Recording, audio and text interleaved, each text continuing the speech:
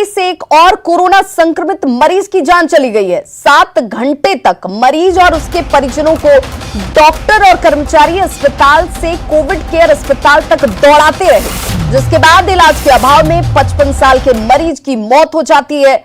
मरीज के परिजनों का यह आरोप है कि शनिवार सुबह 11 बजे कोरोना की पुष्टि होने के बाद मरीज को उसके हाल पर छोड़ दिया गया था। लापरवाही का आलम यह था कि मरीज को न तो वेंटिलेटर लगाया गया और न ही कोई अतिरिक्त दवा ही दी गई। केवल उसे पोड़ायाहाट के मर्सी अस्पताल रेफर कर उसके हाल पर उसे छोड़ दिया जाता है। 11 बजे रेफर करने के बाद शाम 4 बजे के बाद उसे एम्बुलेंस मिल पाई। मर्सी अस्पताल की ओर से भर्ती लेने से इनकार करने के बाद उसे सदर अस्पताल के आइसोलेशन वार्ड में रखा गया, जहां रात 10 बजे उसकी मौत हो गई। 11 बजे रेफर लिखा तो एम्बुलेंस कब आया 4 बजे। उसके बीच में हम इधर उधर खूब गए, कहाँ जाएंगे सर, 14 नंबर जाओ, 8 नंबर जाओ, 3 नंबर जाओ, इस तरह करते करते 4 बीत गया। जहाँ वहाँ जाके पूछे हाँ फोन किया है, एम्बुलेंस आ रहा है, एम्बुलेंस आ रहा है। इस तरह करते जब वहाँ से ले गया वहाँ नहीं भर्ती लिया, फिर रिटर्न आया। 1 घंटा जाने में, 1 घंटा आने में, 2 घंटा और 5 घंटा इधर, तो 5 जो 7 घंटा हुआ। तो 7 घंटा मेरे पेशेंट के साथ मैंने कुछ नहीं किया। बताइए 7 घंटा अगर मेरे पेशेंट को कुछ अगर होता तो मेरा पेशेंट अभी बचता कि नहीं। न्यूज़ 18 के ये सवाल है कि आखिर मौत का जिम्मेदार कौन है। 5 घंटे तक मरीज को आखिर एम्बुलेंस क्यों नहीं मिली? हालत बिगड़ी तो मरीज को वेंटिलेटर क्यों नहीं लगाया गया? 8 घंटे तक बिना इलाज के मरीज को क्यों दौड़ा जाता रहा? और गोड्डा से हमारे सहयोगी अजीत हमारे साथ इस वक्त फोन लाइन पर जुड़ चुके हैं ज्यादा जानकारी के साथ। अजीत, इस मरीज की मौत हो चुकी है, अब क्या अस्पताल प्रशासन ये मानने को तैयार है कि उनकी गलती, उनकी लापरवाही की वजह से इस शख्स की जान गई है? देखिए विभाग, यहाँ तो हमेशा से सदर अस्पताल हो या स्वास्थ्य महकमा हो, उनकी खामियां हमेशा उजागर होते नजर आती है। मगर कोविड के मामले में अगर देखा जाए तो और ज्यादा लापरवाही इनके द्वारा देखने को मिलती है। जिस तरह से 11 बजे कोविड की पुष्टि हुई है, उसके बावजूद उसको शाम के 4 बजे तक ना तो एक दवा दी गई है, ना कोई डॉक्टर, ना कोई अटेंडेंट नर्स उसको देखने आई। और वो बेचारा एक मरीज जो डायबिटिक मरीज था, उसको ना कोई एक्स्ट्रा कोई दवा दी गई, ना कुछ इलाज किया गया। और 4 बजे उसे एम्बुलेंस मुहैया कराया गया, जो पोड़ैयाहाट जाने के लिए, पोड़ैयाहाट वहां से 23 किलोमीटर पड़ता है विवाह, और 23 किलोमीटर का सफर करके उस मरीज को वहां ले जाया गया। और वहां मर्सी हॉस्पिटल ने उसे लेने से इनकार कर दिया, यह कहकर कि मरीज की हालत बहुत नाजुक है। तो आखिर किस वजह से मर्सी हॉस्पिटल हो या अन्य कोविड हॉस्पिटलों को बनाया गया है? आखिर मरीजों को ही तो वहां रखा जाना है। सवाल ये उठता है कि जब मरीजों के लिए बनाया गया अस्पताल और वहीं उसे एडमिट करने से मना कर दिया जाए, तो आखिर मरीज और उनके परिजन मरीजों को लेकर जाए तो जाए कहाँ? और इस विषय पर जब हमने अस्पताल प्रबंधन या सीएस से बात करनी चाहिए, तो सीएस साहब ने पहले तो फोन पिक नहीं किया, और उन्होंने जब दोबारा पिक किया तो उन्होंने कहा कि इस बारे में मुझे कोई जानकारी नहीं है। तो ये सीधा सीधी लापरवाही का मामला नजर आता है विवाह।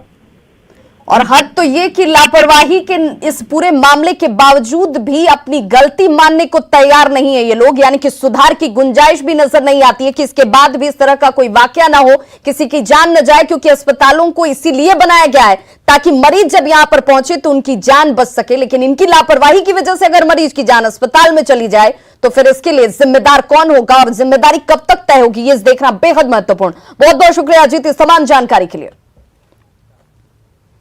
और अब बात हजारीबाग की, जहां पर हाथियों का उत्पात लगातार जारी है। हजारीबाग के इचाक प्रखंड में जंगली हाथियों का उत्पात देखा जा रहा है। यहां काला द्वार और फफुंदी गांव में 2 हाथी गांव में सड़क पर आराम से घूमते हुए देखे गए। वहीं राशन की एक दुकान में रखे सामान को इन हाथियों ने चट कर दिया। हाथियों के इस विचरण का वीडियो ग्रामीणों ने बनाया, जो वायरल हो रहा है। और हाथियों के खुलेआम घूमने से ग्रामीणों में दहशत का माहौल है। आपको बताते चलें कि हाल के दिनों में जंगल की कटाई हुई है और इसके बाद से जंगली हाथी लगातार रिहायशी इलाकों में पहुंच गए हैं। कभी ये इलाका हाथियों का कॉरिडोर हुआ करता था, लेकिन जंगल की कटाई होती चली गई और घर बनाने के बाद अब इस रास्ते को वो भूल नहीं पाए हैं और इसी रास्ते से होकर जब वो गुजरते हैं तो ग्रामीणों की परेशानी बढ़ जाती है। अरे दरवाजा मत खोलिए रे। अब बात राजनीतिक जगत को हुई बड़े नुकसान की, बड़ी क्षति की। जी हां, बिहार के दिग्गज नेता और पूर्व केंद्रीय मंत्री रघुवंश प्रसाद सिंह का निधन हो गया है। दिल्ली एम्स में उन्होंने आखिरी सांस ली। हाल ही में रघुवंश प्रसाद सिंह की तबीयत बिगड़ने पर उन्हें दिल्ली के एम्स में बेहतर इलाज के लिए भर्ती कराया गया था, जहां शुक्रवार देर रात अचानक ही उनकी तबीयत ज्यादा बिगड़ गई, जिसके बाद उन्हें वेंटिलेटर सपोर्ट पर रखा गया। डॉक्टर लगातार उनकी सेहत की निगरानी कर रहे थे, लेकिन तबीयत लगातार बिगड़ती जा रही थी। इस बीच आज उनका निधन हो गया और उनके सफरनामे को हम आपको दिखा रहे हैं कि देखिए किस तरीके से 1990 में बिहार विधानसभा के सहायक स्पीकर वो बने। कई महत्वपूर्ण भूमिकाओं को उन्होंने अदा किया। लोकसभा में उनका पहला कार्यकाल 1996 से रहा। केंद्रीय पशुपालन और डेयरी उद्योग राज्य मंत्री वो रहे।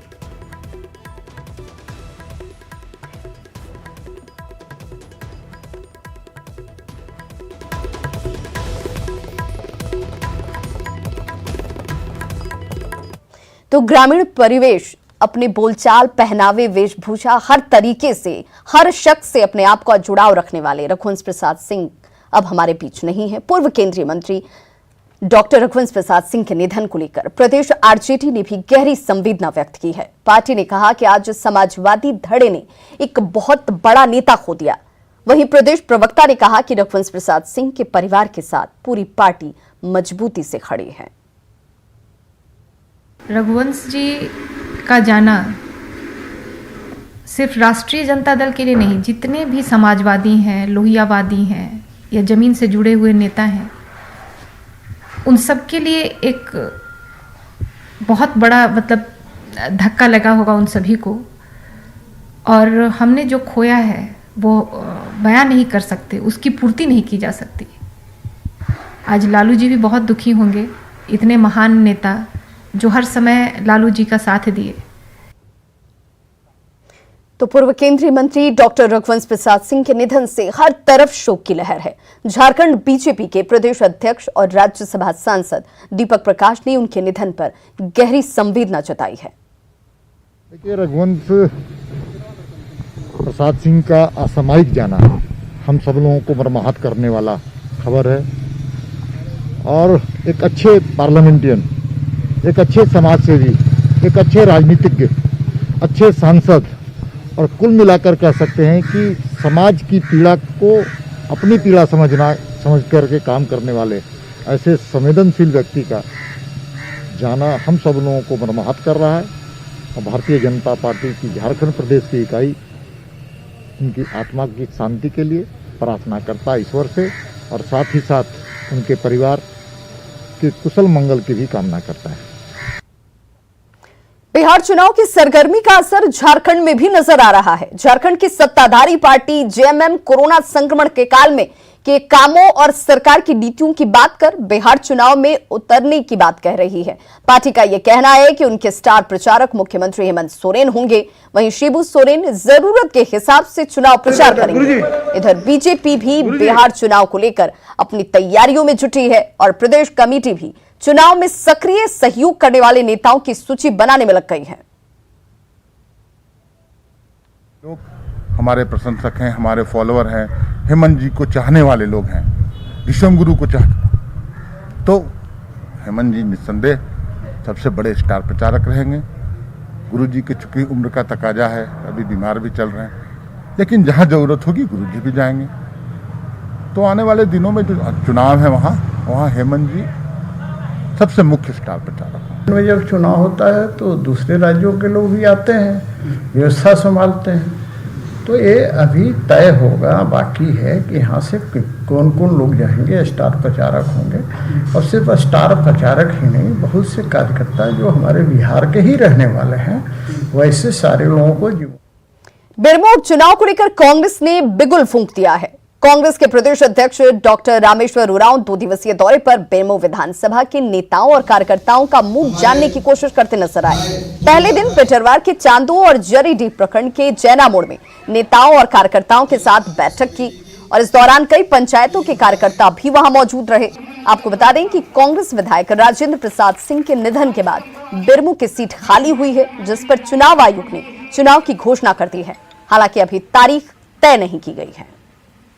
हम लोगों के साथ गुजर रहा है जब पूरा झारखंड से लेकर के देश आदरणीय राजेंद्र बाबू जो मजदूरों के मसीहा माने जाते थे, उनको श्रद्धांजलि देने का काम लगातार करते रहा, लेकिन उस श्रद्धांजलि से काम नहीं चलने वाला है। असली श्रद्धांजलि जब कांग्रेस की झोली में ये सीट जाएगी बेरमो, तभी वो असली श्रद्धांजलि मानी जाएगी। दमदार होंगे दावेदार, जो जितने लायक होंगे, जिन्होंने सेवा की क्षेत्र में, खास करके सेवा की, जिनको जनता पहचानती है, वैसे लोग। इधर बीजेपी भी चुनाव की तैयारियों में जुट गई है। कल रांची में बीजेपी प्रदेश कार्यालय में जुटे नेताओं ने बैठक की, जिसमें दुमका और बेरमो उपचुनाव को लेकर रणनीति बनाई गई। बैठक के बाद बीजेपी ने उपचुनाव में जीत का दावा किया है।